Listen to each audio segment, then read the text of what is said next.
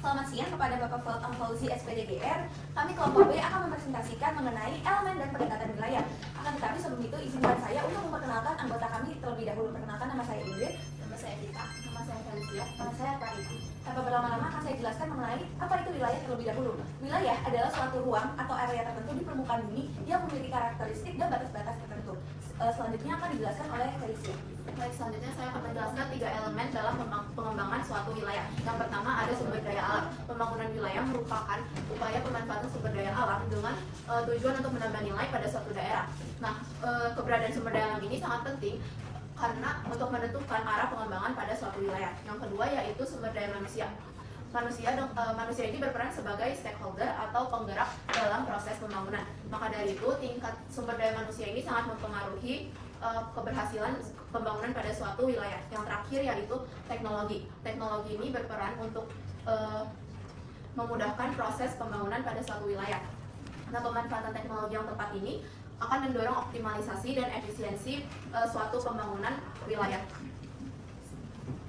Selanjutnya saya akan menjelaskan pendekatan spasial. Yang pertama, struktur keuangan, yaitu menggambarkan sistem layanan dan infrastruktur untuk kegiatan seperti ekonomi, pendidikan, kesehatan, dan sosial. Lalu yang kedua, pemanfaatan lahan, yaitu upaya pemanfaatan lahan untuk hasil. Contohnya pertanian dan perkebunan. Lalu yang ketiga, keterkaitan wilayah, yang menggambarkan hubungan suatu wilayah dengan wilayah lainnya dengan akses jalan dan integrasi wilayah. Contohnya adalah Kota Malang dan Kota Batu. Terima kasih Vita. Selanjutnya saya akan menjelaskan tentang pendekatan wilayah yang kedua, yaitu pendekatan sektoral. Pendekatan sektoral itu apa sih? Jadi pendekatan sektoral adalah cara pembagian atau pengembangan wilayah dengan membagi atau mengelompokkan wilayah tersebut dalam sektor-sektor atau bidang. Jadi ini terbagi menjadi 3 sektor, yaitu primer yaitu pertanian dan perkebunan, sekunder yaitu industri, dan tersier adalah jasa. Setiap wilayah ini akan dibagi berdasarkan sektornya dan dilihat potensi dan peluangnya. Selanjutnya mereka akan menggunakan ini untuk membuat langkah selanjutnya untuk memanfaatkan potensi atau peluang yang dimiliki wilayah tersebut.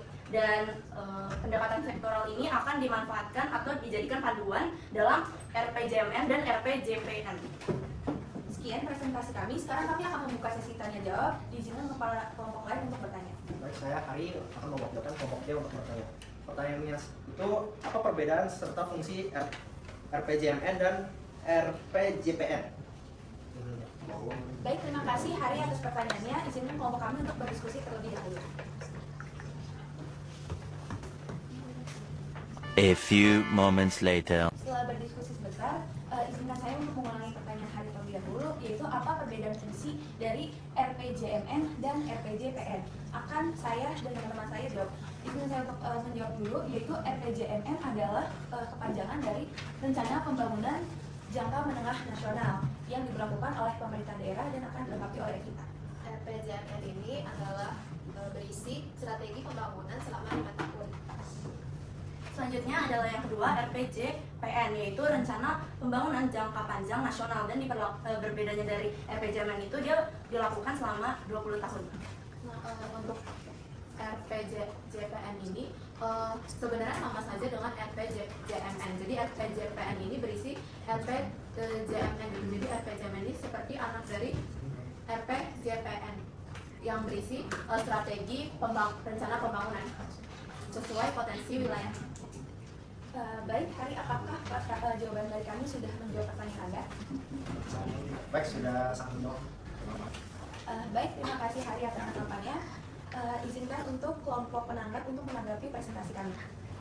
Izinkan saya menanggapi kelompok 2. Presentasinya sudah cukup bagus dalam menjelaskan, sudah cukup detail. Mungkin saya boleh kasih saran untuk infografik itu ada beberapa tulisan yang tidak terlihat jelas dari jauh, sehingga mungkin kedepannya bisa diperbaiki lagi supaya menjadi lebih bagus. Baik, terima kasih Lilian atas tanggapannya. Sekarang saya akan menyimpulkan dari presentasi kami pada hari ini, yaitu kesimpulannya, wilayah adalah suatu ruang di permukaan bumi yang memiliki batas dan karakteristik tertentu. Dalam pengembangan wilayahnya dipengaruhi oleh 3 elemen, yaitu sumber daya alam atau SDA, sumber daya manusia SDM, dan teknologi. Selain itu, dalam pengembangan wilayah dipengaruhi oleh 2 pendekatan utama, yaitu pendekatan spasial dan pendekatan sektoral. Nah, oleh karenanya pemahaman dalam pengembangan elemen wilayah sangat diperlukan agar kita dapat membuat pembangunan secara lebih efisien dan berkelanjutan. Sekian presentasi kami, mohon maaf apabila ada kesalahan yang disengaja maupun tidak. Terima kasih dan selamat siang.